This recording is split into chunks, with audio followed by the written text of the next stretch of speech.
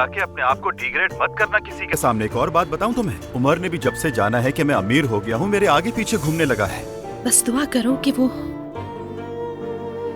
किसी और लड़की को धोखा न दे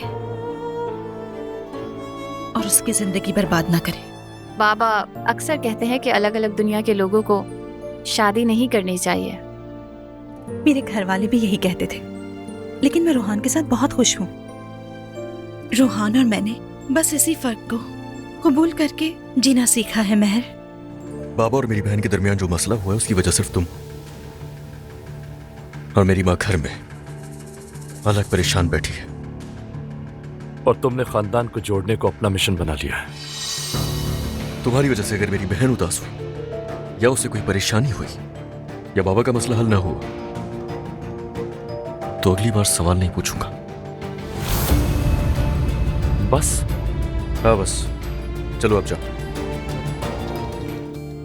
उसने इस बार हद पार कर दी है, अब बहुत हो गया। बेटा अपनी बीवी से बात करो, पूछो उससे उसके साथ मसला क्या है, आखिर चाहती क्या है वो। ठीक है बाबा। अंदर तो जैसे कयामत आ गई। यार तुम भी जाकर सो जाओ, दुआ तो अब जश्न मनाएगी। तौबा अस्तगफिरुल्लाह, तौबा तौबा। दुआ का इस बात से क्या लेना देना है? तुम अंदर नहीं आओगी? मैंने कहा ना जाओ, मैं नहीं आ रही, चले जाओ। इन्होंने मेरे साथ जबरदस्ती करके मुझे अपने कमरे में घसीट लिया। कसम खाकर कहता हूं मैंने कुछ नहीं किया, यकीन करो।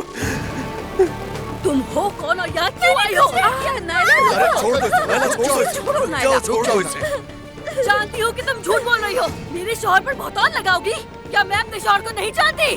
मैं तुम्हें जान से मार दूंगी। समझी? यकीन क्यों नहीं कर रहे?